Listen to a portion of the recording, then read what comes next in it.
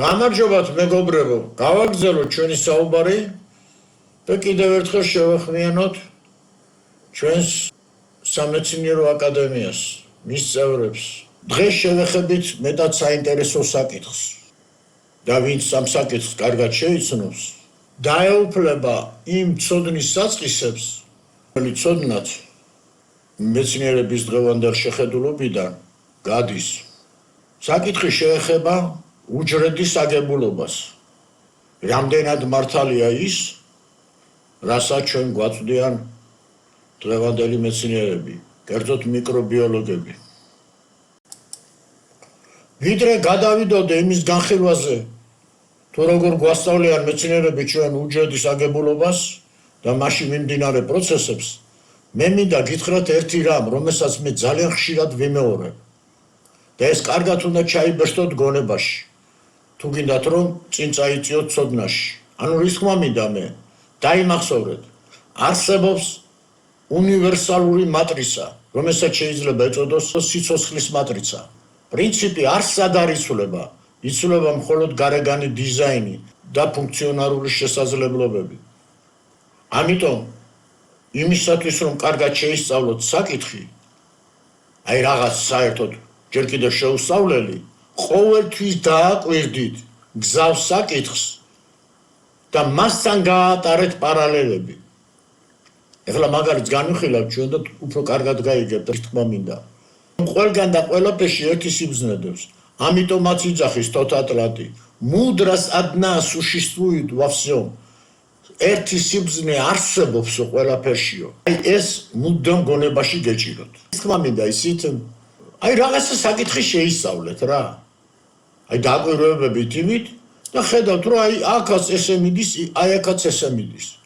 თუ გზავს საკითხს შეხვდებით მიკროსამყაროში, ან კიდე რაღაც სხვა მომენტში, მაკროსამყაროში, თქვენ აუცილებლად ის უნდა გამოიყენოთ, რაც უკვე დაინახეთ და ასე თუ ისე იცით. იმას არ გადაუხვიოთ არადროს. აი სულ ელემენტარულია ხალხო. ის გაიმეორეთ სხვაგან და შედეგი ეგრევე გექნებათ. აი ახლა ნახავთ ამას თქვენ თვითონ. ერთი სიტყვით ასეა თუ ისეა, ჩვენ ვასწავლეს ხო სკოლაშიც, ინსტიტუტშიც, ვინც ახლა ბიოლოგები დაამთავრა, რომ უჯრედი შედგება ერთი ბირთვული შლისგან და მეორე ციტოპლაზმისგან. რომ მთელი ქიმიური პროცესები მიმდინარეობს ციტოპლაზმაში. შეიძლება ითქვას, რომ ციტოპლაზმა ეს არის სხეული ბირთვის. ალბათ ისაც გახსოვთ, რომ თვითონ ამ ქიმიურ პროცესებს, რომელიც მიმდინარეობს ციტოპლაზმაში, თვითონ ბირთვი მართავს. რომ ბირთში აღმოჩენილი იქნა დნმ-ის მოლეკულები, რომელთაც უწოდებენ მართველ მოლეკულებს. აი მართავენ ესენი თითქოს მთელ ქიმიურ პროცესებს უჯრედში. ანუ შეიძლება ითქვას, რომ პულტ უპრავლენია რა, მართვის პულტი არის აი ბირთვი, სადაც იმყოფებიან დნმ-ის მოლეკულები. ეს ახლა ასე თუ ისე იცით და ისაც იცით უკვე რომ თანამედროვე მეცნიერები ძალიან ღრმად შეიჭრა უჯრედში და აღმოჩინა ძალიან ბევრი ისეთი მოტორული სისტემები, რომელშიც მიდიან ეს ქიმიური პროცესები. თორე ერთი უჯრედი ფაქტიურად არის დასრულებული სისტემა. აი სიცოცხლის მოდელი, რომელშიც არა მარტო ბიოქიმიური პროცესები მიდის, არამედ გამრავლებაც. ერთი სიტყვით რა, ახლა ყველა მიცით ხო, ერთი უჯრედი, რომელიც არის დასრულებული, ის არის სიცოცხლის რაღაც ფორმა. და ახლა მე რა მიკვირს იცით? ადრე შეიძლებოდა იმის თქმა, რასაც დღეს იძახიან ეს მეცნიერები, მაგრამ დღეს ახლა მე შევეცდები განახოთ ეგ. მეცნიერებს გაკეთებულის კი აქვთ ვიდეო თუ რა პროცესები მიდის უჯრედში. და ეს არის მე არ ვიცი რა. მე მგონი აი ისეთი პროცესები რაღაც წარმოუდგენელი დიდი ქარხნის ტერიტორიაზე არ ხდება, რაც ხდება უჯრედში. ეს არის რაღაც ურთულესი პროცესები რა. სულ ფუთფუთია, სულ მოძრაობაა. რატომ მოვიყვანე მე ეს მაგალითი და რატომ მინდა მე თქვენ ეს სურათი განახოთ. მას შემდეგ რაც მე დავწმუნდი სამყაროს ერთიან სურაში და ამაში უნდა დარწმუნდეთ სულ ყველა, მე დავინახე რომ იმას რასაც დღეს გადმოგცემენ მეცნიერები უჯრედის შესახებ თლად ისი არ უნდა იყოს, როგორც გადმოგვცემენ. საქმე ეხება უჯრედის გაყოფას, რომელიც დღეს ცნობილი არის მიტოზით. მეცნიერები დარწმუნდნენ იმაში და მართლაც ასე არის, რომ იმისაც რომ სხეული გაიზარდოს, ან უჯრედები უნდა გაიზარდოს, ან კიდევ უჯრედები უნდა გამრავლდეს. მეცნიერები მივიდნენ და ზუსტად მივიდნენ იმ დასკვნამდე, რომ სხეული იზრდება უჯრედების გამრავლებით და არა უჯრედების გაზეთ. რადგან უჯრედი აღწევს რაღაც ზომას, საიდანღაც მერე მოდის სიგნალი, ეს კარგად დავიმახსოვროთ. იმიტომ რომ სიგნალი მოდის და ჩვენ უნდა ვიპოვნოთ ის ადგილი, საიდან მოდის ეს სიგნალი. რა თქმა უნდა, დღეს მეცნიერებს მიეჩნიათ, რომ ეს სიგნალი მოდის ბირთვიდან, ხო ბირთვია მართვის პულტი. და უჯრედი მათი სწავლებით ამ სიგნალის მერე იწყებს გაყოფას. და ხდება ორი უჯრედის დაბადება. ისევ თქვენ მოგმართავთ მეცნიერებათა აკადემიას, ბიოლოგებს, მიკრობიოლოგებს. როდესაც ჩვენ გვანახებთ აი ასეთ სურათს. სურათი, რომელიც არის ზედმიწვევით რთული და მოქმედება უზუსტესი. აი თქვენ თვითონ წარმოიდგინეთ რაღაც უბანი, აი თბილისში მაგალითად, პეკინის ქუჩა ავიღოთ, მე დავიბადე და გავიზარდე, ხო? თავისი მიმდებარე ქუჩებით, რეები არ ხდება შიგნით, მანქანები დადიან, ავტობუსები ადიან, ადამიანები ჩადიან, ჩამოდიან. იქ ვიღაცა მაღაზიაში შედის, იქ ვიღაცა ბანკში შედის, იქ თუნდაც ეს პატარა მონაკვეთი რაღაცა პეკინის ქუჩა იმდენ ვარიანტია გამოსახული, რომ რა ვიცი რა. ალბათ მეთანხმებით, ხო? აი ესეთი მდგომარეობა უჯრედში და უფრო მეტიც კიდე. და усებ გვეუბნებიან, რომ უჯრედი იყოფა შუაზე. აი მე ვერ წარმომიდგენია დღემდე, რომ აი რას ქვია იყოფა.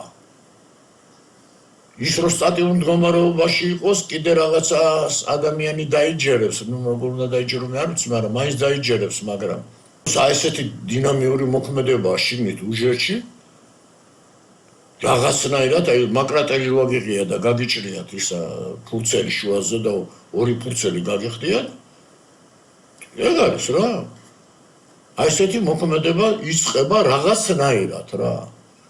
ეს მეცნიერებს ვითომ ახსნილიც აქვთ, მაგრამ იცოდეთ რომ ეგ ახსნა არ არის რა. მე თქვენ საყურადღებოთაც ვიზახით ბატონო მეცნიერებო.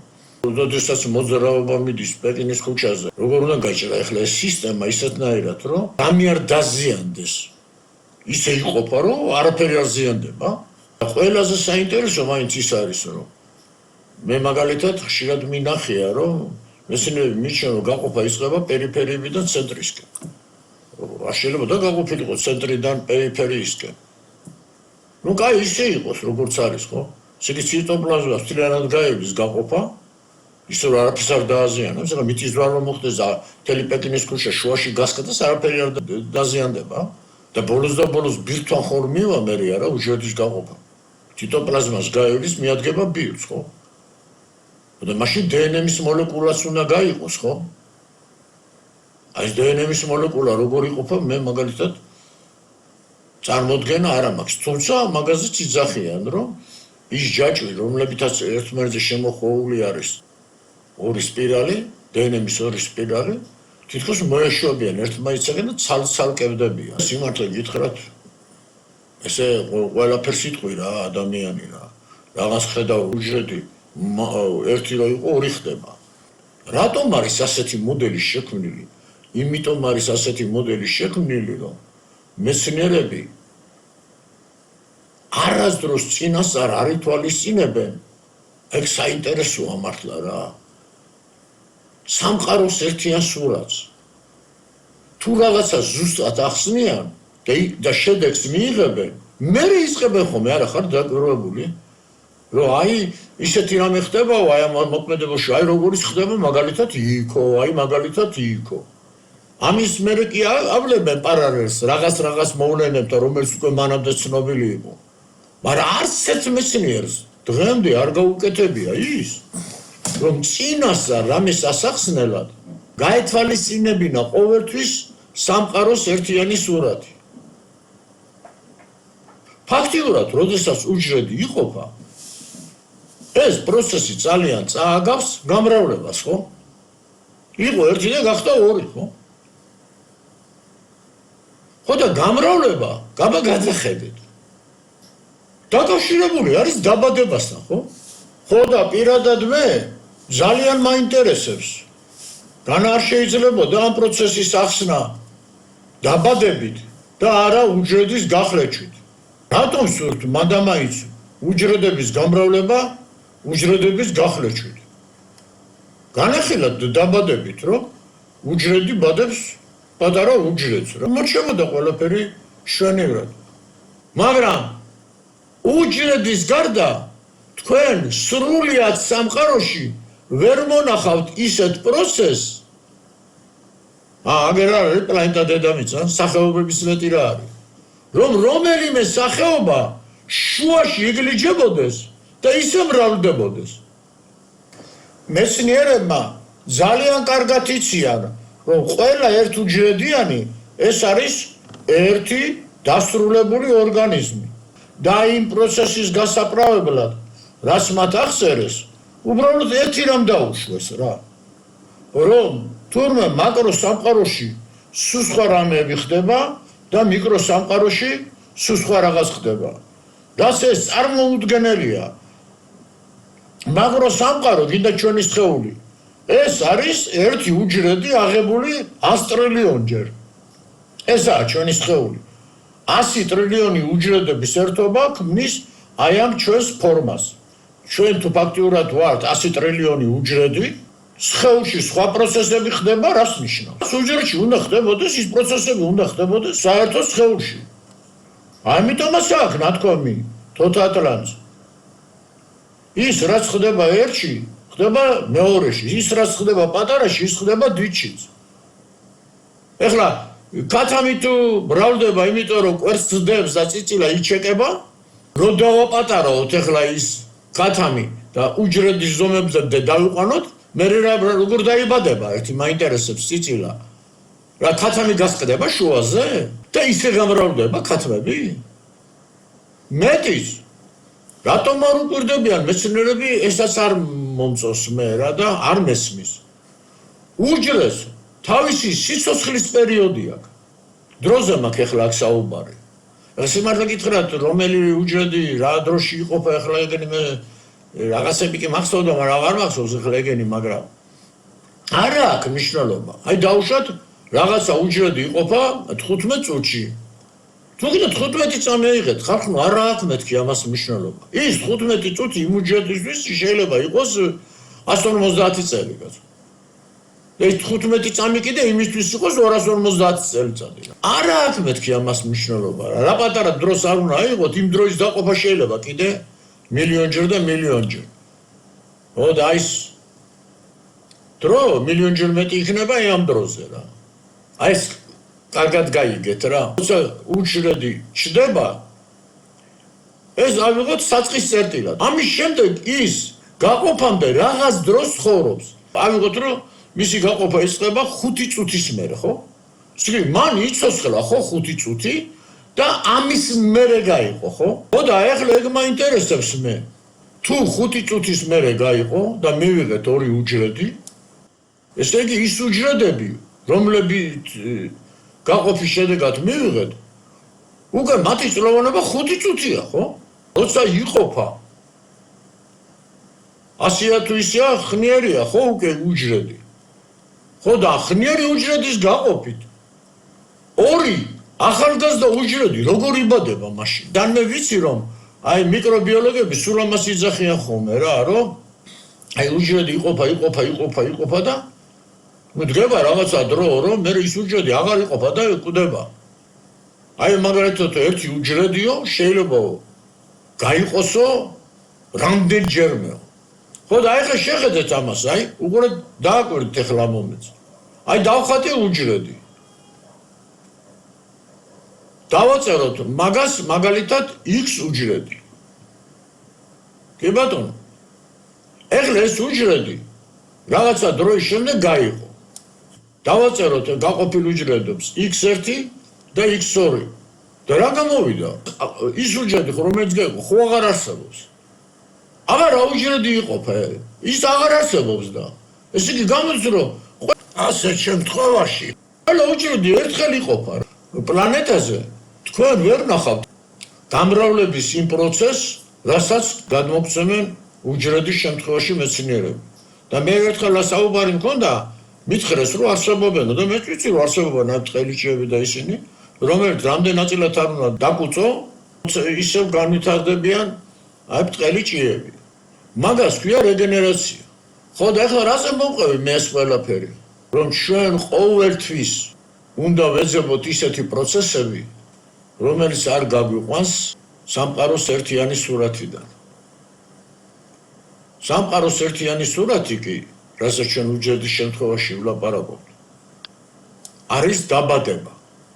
და ყველგან და ყველაფერში პროცესები უნდა მიდიოდეს ისე, რომელიც არ გაგვიყვანს სამყაროს ერთიანი სურათიდან. რაც იგივეა, რომ არ გაგვიყვანს დაბადების, გამრავლების ერთიანი სურათიდან. რაც ხდება პატარაში, ის ხდება დიდში. და ეხლა მოდით დავწმუნდეთ ამაში. ეხლა აი მოდით რომელიმე დასრულებული ორგანიზმი ავიღოთ, რომელიც გინდათ რა, თუ ვინ ადამიანი ავიღოთ, რომელიც გინდათ, აი ერთი დასრულებული ორგანიზმი როგორ მრავლდება.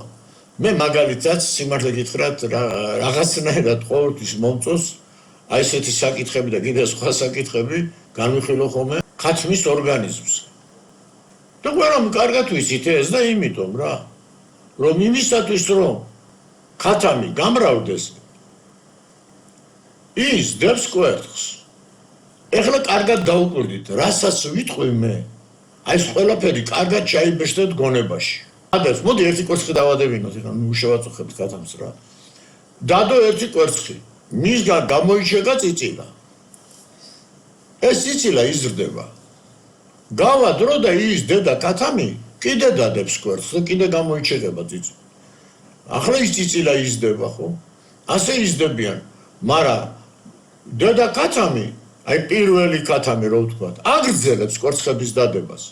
რის გამოც მრავლდებიან და მრავლდებიან ქათმები წიწილების სახით, მაგრამ ერთი წელიწად იქნება გასული და რაღაც თვეები, 6 თვე ავიღოთ, ხო? ახლა ეს წიწილა პირველ დაბადებული დაიწყებს კვერცხების დებას. და კიდე ერთ რამეს მინდა მიაქციოთ ყურადღება. ამის წიწილა არის. თქვენ მაგის ორგანიზმში ვერ მონახავთ ვერავითარ კვერცხუჯრედს.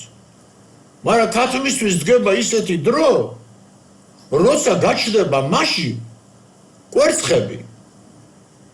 აი თითქოს ქათამი მომწიფდა იმისათვის, რომ კვერცხი დადოს უკვე. დაიწყოს გამრავლება. აი გაჩნდება ასეთი კვერცხები, ხო? და დააკვირდით ერთ რამეს. ამ კვერცხს ეს მაგარ რამეს გეუნებით და ახლა ამაზე მარტივი რა უნდა არსებობდეს, ხო, ბუნებაში. მაგარ რამეს გეუნებით და კარგად უსმინეთ.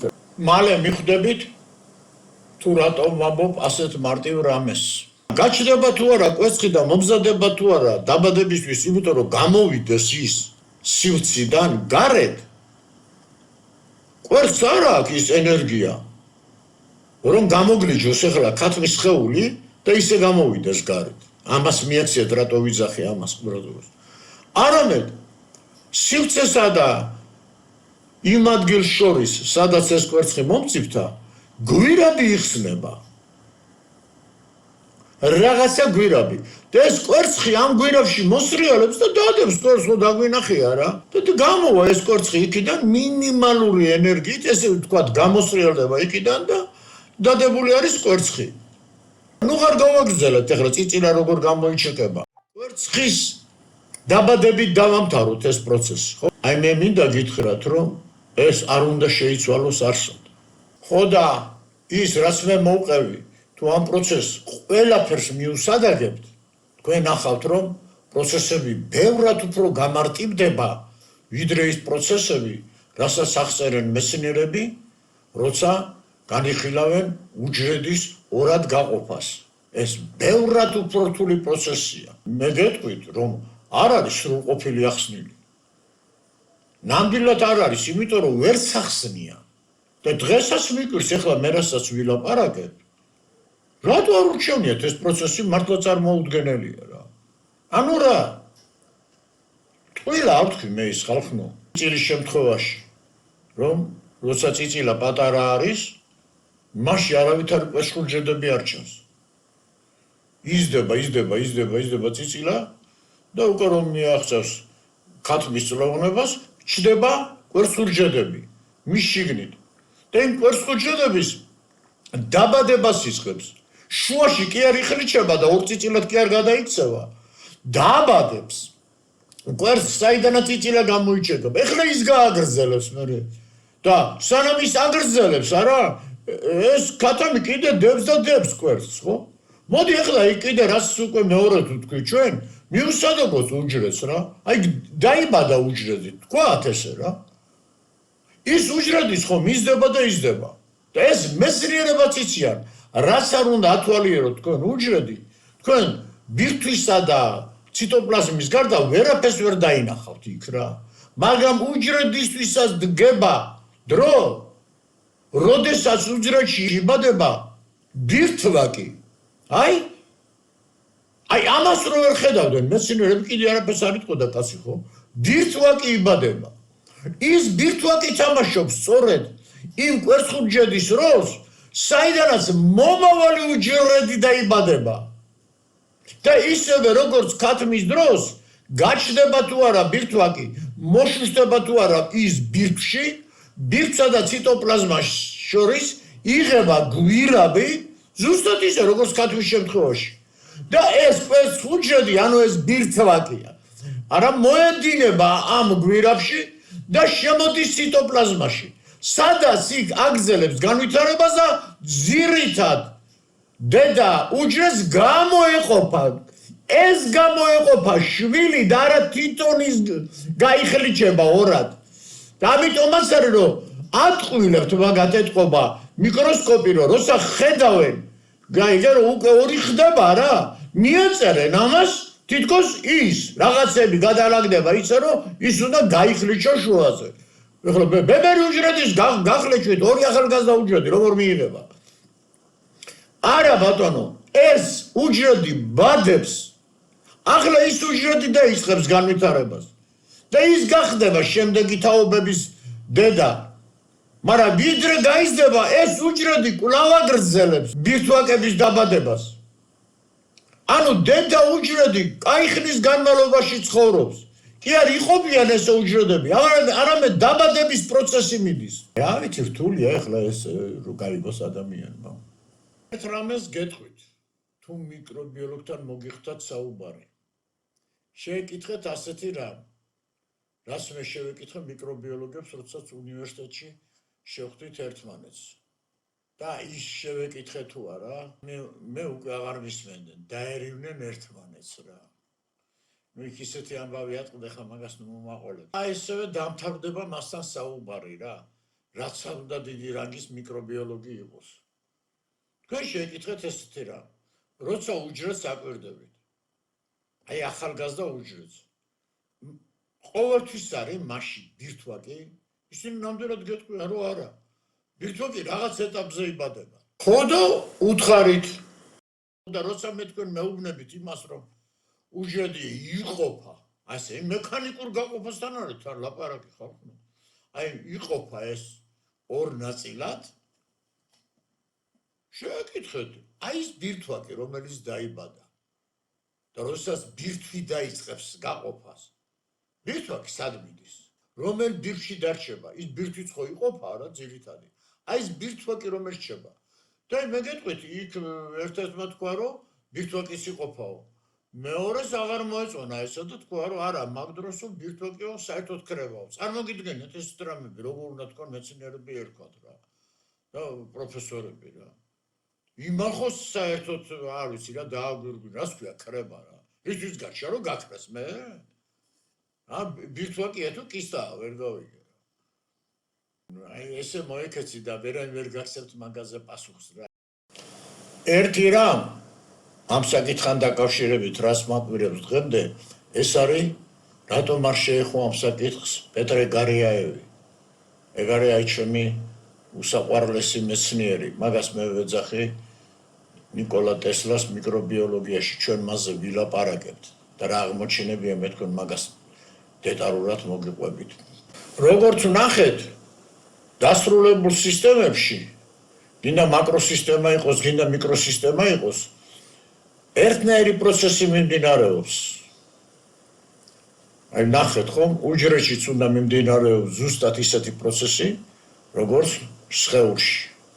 მაგრამ აი ახლა ერთ საინტერესო რამესთან მივართ ჩვენ და აი კაი რამეს დაინახავთ ახლა თქვენ რა. სად გამოგადგებათ ის, რაზეც მე ვისაუბრე. კიდე დარჩა ერთი დასრულებული სისტემა. აი იქ რა პროცესები მიდის და ეს სისტემა არის ატომი. აკვირდით ახლა ატომის ბირთვის შესწავლისას რა შენიშნეს მეცნიერებმა. მეცნიერებმა ხელის გულივით იციან, რომ ატომი ეს არის ბირთვი და მის გარშემო მოძრავი ელექტრონები. ანუ ბირთვულ შრეში არის აი ეს პროტონები, ნეიტრონები, ხოლო ელექტრონულ შრეზე არის ელექტრონები. და აი მოხდა საოცრება. რას აი ყველა მეცნიერები დააფიქრა. მათ აღმოაჩინეს, რომ ბირთვული რეაქციების დროს ბირთვიდან გამოიწვევს ელექტრონი.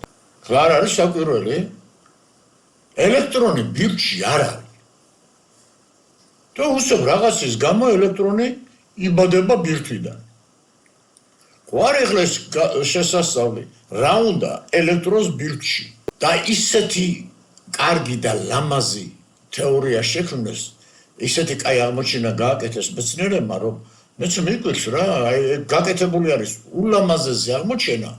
და საერთოდ ამაზე აი დიდი ხანია მე აღარ გამიგია რომ ვინმეს ესაუბროს რა. აი იმიტომაც არიან რომ მეცნიერები აი რაღაც საკითხებში ვერ მიდიან წინ. თქვენ უნდა იცოდეთ, ტექნოლოგია და მეცნიერების კიდე სხვადასხვა კუთხით განვითარება არ არის ხომ თლათ ერთი და იგივე რა. და ტექნოლოგია კი მიქრის მაგრად, მაგრამ ისაც არ ვიცით, ხო დღეს რა არის ეს ელექტრომაგნიტური დალღა რა. ხო და ახლა ამით რისი თქმა მინდა მე. მეცნიერებმა დაიწყეს ფიქრი ამაზე და დაიწყეს შემოწმება ამ ელექტრონის. და გამოირკვა, რომ ელექტრონს იმდენად დაბალი ენერგია აქვს, რომელიც გამოდის ბირთვიდან, რომ არაფრით არ შეიძლებოდა, რომ ასეთი დაბალი ენერგიის მქონე ელექტრონი ბირთვიდან გამოსულიყო. აი, უბრალოდ მე გეტყვით ერთ რამეს, მათ დათვლილი აქვთ ენერგია რა არის საჭირო, რომ ბირთვიდან გამოსულმა ნაწილაკმა ბირთვული ბარიერი გადალახოს. აი წარმოიდგინეთ თქვენ, რომ რაღაც ცხოვრობთ სასახლეში და გადაწყვეტეთ, რომ სასახლიდან გაიპაროთ რა და ამ სასახლეს შემოკრული აქვს წარმოუდგენად მაღალი ის კედელი, ხო? და უცებ ახლა თქვენ უნდა გადაახტეთ აი ამ კედელს რა. და აი იოტის ოდენა შანსი არ არსებობს, რომ თქვენ ამ კედელს გადაახტეთ და დატოვოთ ის სასახლე. და ახლა წარმოიდგინეთ ერთი რამ, რომ თქვენ რაღაცა გააკეთეთ და გამოходით სასახლიდან.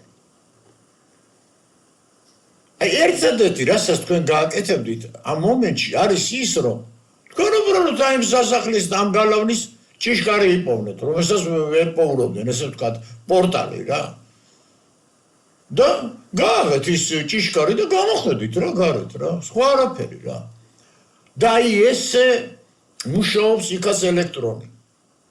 ელექტრონის არ ჭირდება ძალა, რომ გადმონახოს ბირთვული ბარიერი ან გამოანგრიოს კედელი. არა აქვს ისეთი ენერგია და ვერც გამოანგრევს. უბრალოდ საჭირო არის რაღაცა კარიბჭე გაიღოს და გამოვა ის ელექტრონი იმ კარიბჭიდან და ის კარიბჭე ისევ დაიკეთება. და ეს ხდება ზუსტად ბირთვში, ჩემო ძვირფასებო. იხსნება რაღაც გვირაბი, პორტალი ბირთვშიც. და ელექტრონი ტოვებს და გამოდის ბირთვის გარეთ. სხვათა შორის აქვე დავამატებ ერთ რამეს, რომ როდესაც დნმ-ის მოლეკულებზე ლაპარაკობენ და რნმ-ის მოლეკულებზე, დნმ-ის მოლეკულა, რომელიც ბირთში არის და იქ იმ ბირთს არ დაწვს, არ ტოვებს და სულ ვიბრირებს. და სულ ათვალიერებს უჯრედს, როგორც კი უჯრედს დაჭირდება მისი დახმარება, რა, ის ქმნის რნმ-ის მოლეკულას. და აი, როგორ გითხრათ რა, ბირთვი ხელშეუხებელია და აი ამ მომენტში იღება რაღაცა პორტალი ბირთვსა და ციტოპლაზმას შორის და გამოდის RNA-ის მოლეკულა და აი ცილის სინთეზის დროს ხდება. მე უბრალოდ მინდა დაგანახოთ როგორ იღება კარიბჭეები და ესეთი ვარიანტი თვითონ დედამიწაშიც არის. ყველგან ერთნაირი რაღაცაა მოწყობილი რა. და აი აქაც ელექტრონი გამოვიდა. ამ პროცესს მეცნიერებამ უწოდა გვირაბული ეფექტი. და როგორც ნახეთ, ასეთივე გვირაბული ეფექტი ხდება უჯრედშიც. მაგაზე ვილაპარაკეთ სწორედ ხო ჩვენც ხო? რომ იღება გვირაბი და ბირთვა კი გამოდის გვირაბიდან და არავითარი გახლეჩვა იბადება ახალი უჯრედი. ასეთი გვირაბული ეფექტით გააჩნია დედამიწას. და მე თქვენ შემდეგ ლექციაზე დაგანახებთ დედამიწის შიდა აგებულობას, დაგანახებთ რას უწოდებენ დედამიწას, იმიტომ რომ ჩვენ ყოველთვის როდესაც საუბარია დედამიწაზე მივიშნებთ პლანეტას და ეს არ არის და დაგანახებთ იმ საუბრებს აპოკრიფებიდან. მარტო აპოკრიფებიდან კი არა, შუმერთა ტექსტებს, დაგანახებთ ბიბლიურ ტექსტებს, სადაც დედამიწაზე საუბარი არის, როგორც ცოცხალ ორგანიზმზე. საინტერესო საკითხებია და ესენი გეცოდინებათ რა, ცუდი კი არ არის ხალხო რა. ძველებმა იცოდნენ, ატლანტებმა იცოდნენ ეს ყველაფერი ხო? და ზუმუხტის დაფებიდანაც დაგანახებთ ტექსტებს. მაგრამ საბოლოო ჯამში ჩვენ მაინც ვიცით, რომ ელექტრონი ბირთვში არ არის. რაღაცის გამო გაჩნდა იქ ბირთვში. ხო და ჩემო ძვირფასებო, ვის კიდე შეისწავლით კარგად ამ საკითხებს, თქვენ დაინახავთ და მიხვდებით, რომ ატომის ბირთვშიც უნდა ითამაშოს რაღაცა ნაწილაკმა კვერცხუჯრედის როლი. აი, როდესაც ჩვენი მეცნიერები მიაწერენ იმას, თითქოს ელემენტები შეიქმნენ მზეზე, რაღა აღარ ისაქნეს რა, მილიარდობით გრადუსი ტემპერატურები დაჩეხეს, დაანგრიეს რა ყველაფერი რა. ყველაფერი გადაწვეს რა იქ რა. ამ დროს ღმერთი ისე აკეთებს ამ ყველაფერს და თქვენ ნახავთ თანდათანობით როგორ გამარტივდება ყველაფერი, უნდა ლოკალურად მიუდგე უბრალოდ საკითხებს და მეტი არაფერი. და არავითარი ელემენტების წარმოქმნის ქარხანა მზე არ წარმოადგენს. არავითარი სინთეზი ელემენტებისა მზეზე არ მიდის. ხო და აი ის თუ ინთამაშობს კვერცხუჯრედს, თქვენ გეტყვით მე, მაგრამ გააგზელეთ მე. ეს არის სწორედ ნეიტრონი, რომელსაც სულ სხვა ახსნა მისცა მეცნიერებმა. ვერ დაარქვა აი კვერცხუჯრედი, აი ეგ არის მეცნიერების ძალიან აი დამამუხრუჭებელი. რომ აი რაღაცნაირად რა კვერცხუჯრედია, ჩემო ბატონო, კვერცხუჯრედი.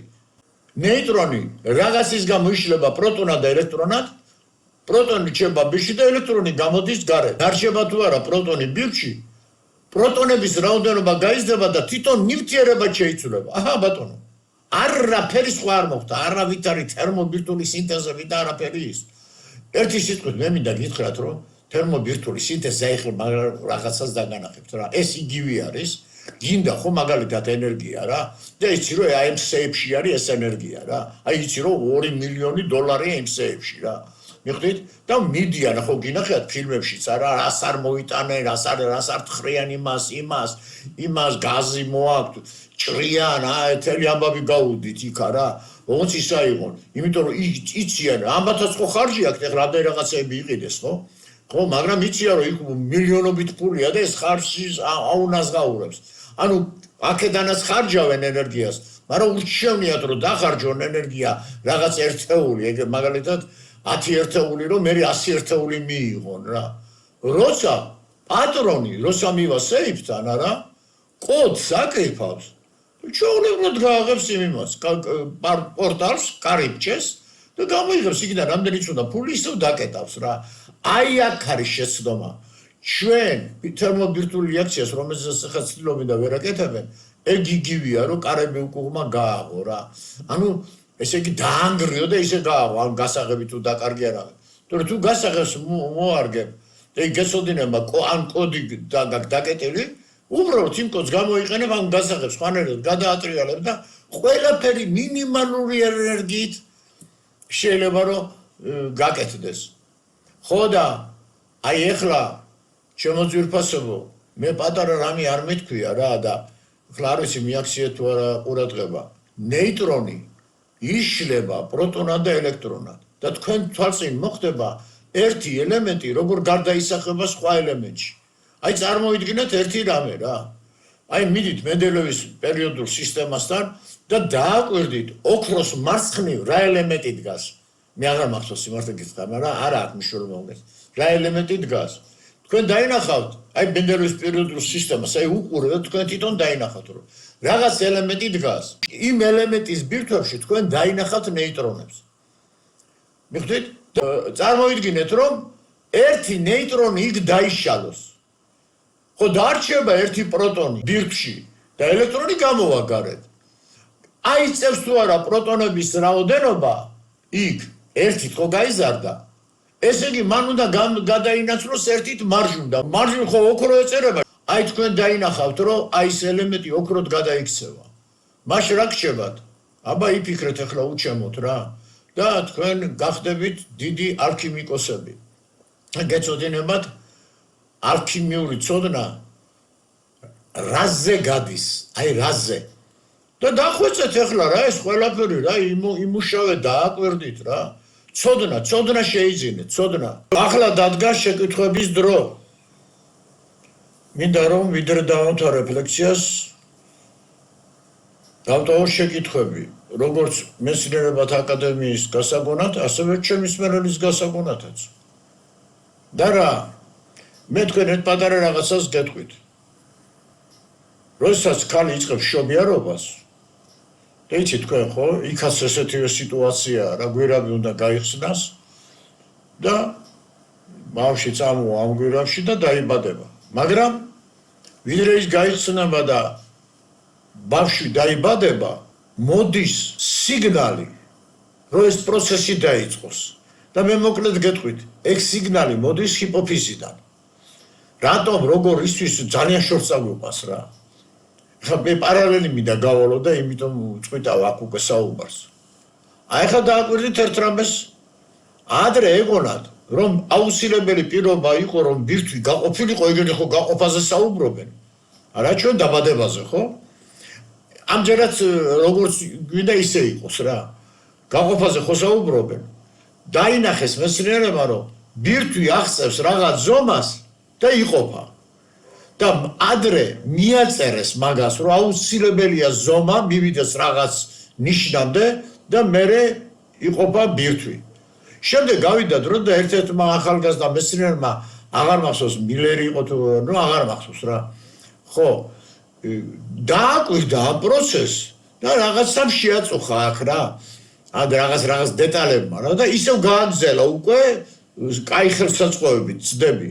და ეს მივიდა იქამდე, რომ აუცილებელი პირობა კი არის, რომ უჯრედი გაიზარდოს ამიტომ და ამიტომ. ეს პირობები აუცილებელია, ნამდვილად არის ეს აუცილებელი. მაგრამ არა საკმარისი. ეს რას ნიშნავს? რომ მაშინაც კი თუ უჯრედი გაიზრდება, შეიძლება ის არ გაიყოს. მშობიარობის დროსაც ეგრეა, როგორც თქვი, რომ ჰიპოფიზიდან მოდის მეთქი რა ის სიგნალი. ის სიგნალი თუ არ მოვიდა, შეიძლება 10 თვე გაგრძელდეს ბავშვის მშობიარობა. რატომ რისთვის ახლა მე ეგენი არ ვიცი. აი სიგნალია რა საჭირო რა. აი იმპულსი რაღაცა ისეთი, რის გამოც დაიწყება მშობიარობა. აი უჯრედმა შეიძლება მიაღწიოს ზომას, გადაცდეს კიდევაც იმ ზომას. და არ გაიყოფა. თუ არ მოვიდა სიგნალი. ხო და ეხლა ისმის კითხვა, საიდან მოდის ეს სიგნალი? მეცნიერებმა იციან, რომ მართვადი მოლეკულები, ესენი არიან დნმ-ის მოლეკულები, რომლებიც ბირთვში არიან. და ისაც ერთი შეხედვით ხელის გულივი ჩანს თითქოს, რომ ისინი მართავენ თელს უჯრედს. ხო და ნამდვილად არ არის გასაკვირი, რომ მათ ეთქვათ, რომ ეს სიგნალი მოდის ბირთვიდან, კერძოდ დნმ-ის მოლეკულებიდან. და ამას იმიტომ ამბობენ, რომ თვითონ გამოსახეს უჯრედი მხოლოდ ორი შრით. ეს არის ციტოპლაზმური შრე და მასში არსებული ბირთვული შრე. დაბა სხვას რას უნდა მიაწერონ? ასევე იტყოდნენ ისინი ატომის ბირთვისათვისაც, ხო? თუ მაგათ შეეკითხებოდით, რომ ატომის ბირთვში, თვითონ ატომში ვინ მართავს პროცესებს, ისინი აუცილებლად გეტყოდნენ, რომ ატომის ბირთვი მართავს პროცესებს. აი პროცესებს გულისხმობ, ვინ მართავს იმას, რომ ნეიტრონი დაიბადოს, თუ ნეიტრონი გადაიქმნას პროტონად და დაიბადოს ელექტრონი. ესაც ხო პროცესია რა? აუცილებლად იტყვიან ბირთვს, რადგანაც იგი სწორი შრითაა გამოსახული. ეს არის ელექტრონული შრე და ბირთვული შრე. მე კიდე გეუბნებით მეცნიერებს, თქვენ შემოსმენელებო, არც დნმ-ის მოლეკულიდან მოდის სიგნალი. ბრძანება, ასე ვთქვათ, ის მარტო სიგნალი არ არის, აი ბრძანება. და არც ატომში მიმდინარე პროცესებს არ მართავს ბირთვი. დაიშალოს თუ არა მაგალითად ნეიტრონი, ან დაიბადოს თუ არა ნეიტრონი. მე გეტყვით, როგორც უჯრედის შესახებ, ისე ატომის შესახებ. და იქნებ ამ საკითხზე დაფიქრდეთ თქვენც რა. არც ატომი და არც უჯრედი ორი შრისაგან არ შედგება. მიმიხვდით ხო რის თქვა მინდა? ბირთვული შრე და ციტოპლაზმური შრე უჯრედში, ბირთვული შრე და ელექტრონული შრე ატომში. არა, სამისგან შედგება. ო და აი კითხვაც, რას წარმოადგენს ის მესამე შრე ყველა დასრულებული სისტემისათვის და რა სახით არის იგი გამოვლენილი მატერიალურ სამყაროში?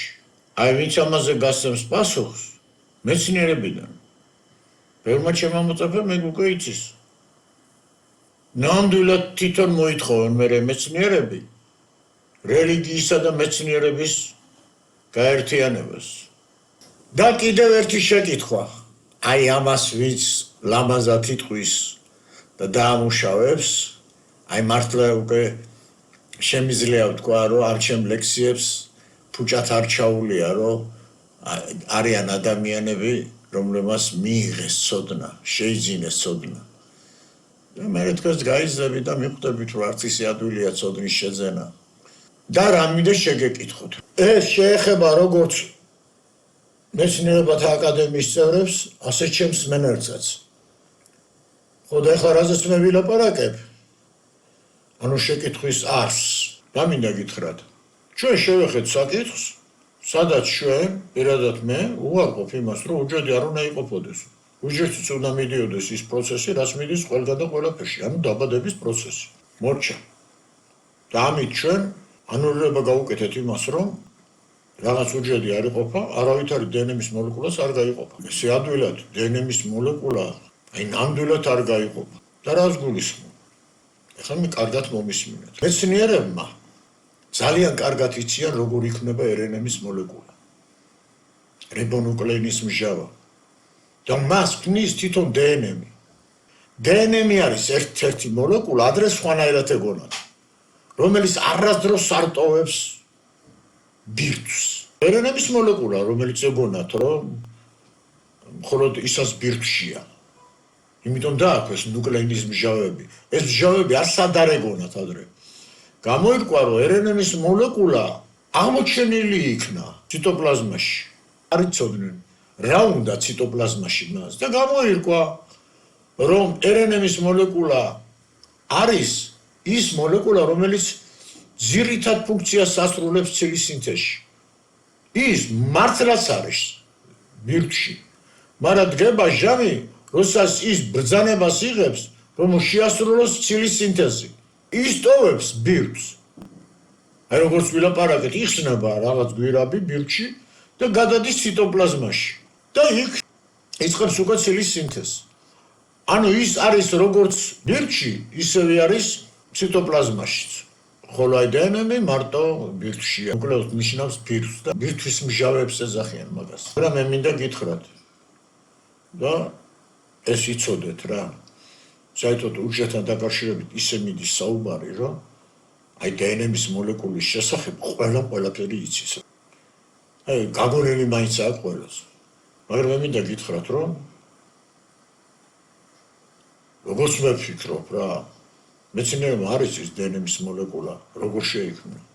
და ეხლა თუ უნდა მეთქვის რომ ძალიან კარგად ვიცით, მაშინ მართლა საინტერესო იქნება ის რომ თუ იციან რომ დნმ-ის მოლეკულა აი ამ ასე შეიქმნა, ის გაყოფაზე როგორ გასაუბრებენ მე მართლა ვერ წარმოვიდგენია რა. მე ამით რისი თქმა მინდა რომ დნმ-ის მოლეკულა შემთხვევით არ შექმნია. რა არის ის მექანიზმი, რაც დნმ-ის მოლეკულას ასე ვთქვათ ააწყობს. დნმ-ის მოლეკულა არის კოდი. მიუხედავად იმისა, მეც კანი მაქვს, ხო შენც კანი გაქვს რა.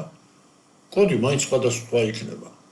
რა თქმა უნდა, იმ დიაპაზონში ზის ვიბრაციების, რომ აი ეს ვიბრაციები ამ დიაპაზონიდან ამ დიაპაზონამდე იძლევიან კანის სტრუქტურას.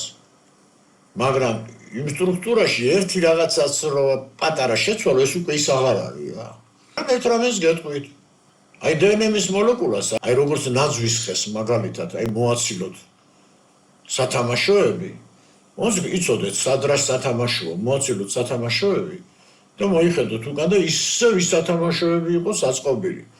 ანუ მე რა მინდა გითხრათ რომ თქვენ რომელიმე გენს მოაცილებთ ნუკლეოტიდებს, ბირჩი თავისუფალი ნუკლეოტიდები ძალიან ბევრი რაოდენობის არის რა. და იმ მოცილებას გადააღრით არა? რაღაცა ძალა აიძულებს ზუსტად იმ ნუკლეოტიდებს იმ აი მდგომარეობაში, რომ მოქმედო მდგომარეობაში აიწიონ და შეუერთდნენ ისევ ზუსტად იმ ადგილებში და რა აიძულებს მაგას და ისევ აღადგინონ ეს დნმ-ის მოლეკულა. აი ეს რაღაც შენიშნული არის, პირდაპირ მიუთითებს იმაზე და რატო არ არის ამაზე საუბარი, აი მე მიკვირს რა. აი პირდაპირ მიუთითებს, ეს მეცნიერება იციან, რასაც მე ვიძახი. მიუთითებს იმაზე, რომ დნმ-ის მოლეკულა რაღაცაზე არის აგებული. რაღაცას დნმ-ის მოლეკულა, ინფორმაციული მოლეკულაა, ამოდის რომ რაზეც არის აგებული. ისაც ინფორმაციული უნდა იყოს, ხო? ეხლა მე მიხვდებით რა მინდა გითხრათ. აი მოდით ალბანის ასოებით დავწეროთ სიტყვა ან წინადადება. ასეთი პირობით ჩვენ ვიღებთ ფურცელს, ამ ფურცელზე წინასწარ არის ამოჭრილი ის სიტყვა, რაც უნდა დავწეროთ, რომელშიც ჩვენ ალბანის ასოები უნდა ჩავაკეროთ. ანუ იქ სიცარიელებია რა. აი სიცარიელებით არის დაწერილი სიტყვა, აი მაგალითად მიყვარხარ. ამოჭრილი ამ ფურცელზე. იქ სიცარიელები არის. ხოლო აი მაგიდაზე გვიყრია უამრავი ასოები. ქაოსია რა ასე ასოების. და ჩვენ უნდა მოვძებნოთ ის ასოები, რომელიც შესაბამისობაში არის იმ ამოჭრილთან. და იქ ჩავაწეროთ. და ვერ ასოს დავინახავთ ადვილად, ხო? იქ არ ჩასეხლა ადვილად, ხო? ამოჭრილი რო არის, ადვილად არ შეიძლება ვერც დაინახო რა არის ამოჭრილი, ხო? და რო დავაკვირდებით, არა, უნდა ავიღოთ და დავაწეროთ იქ. აი ესეთია პირობა. ხა ნახეთ, მაგიდაზე გვიყრია ასოები. ფაქტობრივად ისინი არიან ქაოსურ მდგომარეობაში, ხო? აი დავყარეთ რა, ქაოსია, აი ამ მაგიდაზე ასოების. მოგვაქვს თუ არა ეს ფურცელი და ვდებთ თუ არა მაგიდაზე, ვიწყებთ უკვე ამ ფურცლის მიხედვით, ამ ფურცელზე არსებული სიტყვის მიხედვით, იმ ასოების ამოღებას და იქ ჩაწებებას, რას ფურცელზეა ამოკვეთილი. და შევასრულებთ ხო ამ ოპერაციას, ხო? ამოვიღებთ და ჩავაკერებთ იქ, ამოვიღებთ, ჩავაკერებთ, პირველად ამოვიღებთ მუს, მოვძებნით, მერე ის, მერე მიყვარხარ და ასე შემდეგ. აი რაც მე აგიხსენით, ზუსტად ესე ხდება დნმ-ის მოლეკულაში სიტყვის სინთეზი. ხო და აი ახლა ეგ მაინტერესებს მე, რა არის ის, აი ეს ფურცელი, აი რა არის ის ფურცელი? აი ბუნებაში რა ფენომენის სახით ხედავთ ჩვენ? ფურცელი, რომელიც სანამ ქაოსია, არაფერიც არ ხდება. მაგრამ გაჩნდება თუ არა ის ფურცელი ამ ქაოსში, თუ წერია სიტყვა მიყვარხარ, იქიდან ამ ქაოსიდან აკრიფავს ზუსტად იმ მასოებს და მიიკრავს თავის ტანზე, ან ჩაიწყობს, ასე ვთქვათ. და ამით შექმნის დნმ-ის მოლეკულის კოდს. აი ეს კოდი არის მიყვარხარ. всё. ანბანის ასოები, რომელიც ქაოსურად ეყარა, მოწესე იყვნენ. ხო და აი რა არის ბუნებაში ის? ხო და ეს ანბანის ასოები არიან იგივე ნუკლეოტიდები. საიდანაც უნდა იყოს მერე ნუკლეინის მჟავეები, დნმ-ის მოლეკულა. მაშინ გამოდის რომ თუ ეს მჟავეები არსებობენ, არის რაღაცა, რომელიც აი შემოათუარა აი ამ ქაოსში ზუსტად იმ ასოებს აკრიბავს და ზუსტად იმ კოდირებულ დნმ-ს ააგებს, რაც უნდა იყოს იმ ასოების მიხედვით, რასაც თვითონ ეს ფურცელი ატარებს. ცოტა ძნელად კი ვთქვი, მაგრამ მე მაინც ვფიქრობ, რომ ჩაფიქრდებით, მიხვდებით. ალბათ ბევრი თქვენგანი უკვე მიხვდა თუ რა მიზანი ქონდა ამდენი ხნის განმავლობაში ჩემს ლექციებს. მიზანი მხოლოდ ერთი იყო, რომ დაენახა ყველას კავშირი მეცნიერებასა და რელიგიას შორის, რომ რელიგიური საკითხები, უძველესი ცივილიზაციის ცოდნები აღმედგინა და კარგად გამომეჩინა. ეს იყო ჩემი ყველაზე დიდი მიზანი და ასეც რჩება დღემდე. ხო და აი ვისაც უნდა რომ ამ საკითხებში კარგად გაერკვეს, უნდა შეიძინოთ თუნდაც PDF-ი, აი სიმბოლური ფასით და ეს წიგნი უნდა დაამუშავოთ, უნდა შეიმეცნოთ, იცოდეთ, რომ თქვენში სინათლეს ყველაფერი დადებითი კი ზრდის, მაგრამ წარმოუდგენად ზრდის ცოდნა. მაგაზია სულ ლაპარაკი ყველგან და ყველაფერში, თვით ზურმუხტის დაფებშიც. თვითონ გაგეუბნება თოთატლანტი, რომ თქვენ აუცილებლად მოგიწევთო სიმნელის გადალახვაო და იცოდეთ თქვენ მაგას ცოდნის გარეშე ვერასდროს ვერ შეძლებთო. რთულია ხალხო ცოდნის შეძენა, რთული. მე გავლილი მაქვს გზა. დიდ შრომასა და ჯაფას მოითხოვს. ეგ მართლასია. მაგრამ შეუძლებელი ნამდვილად არ არის. ტვინის გამომრეცხავ ლაილაის არასდროს არ მოუტანია სიკეთე ადამიანებისთვის და არც არასდროს არ მოიტანს. აბა თქვენ იცით.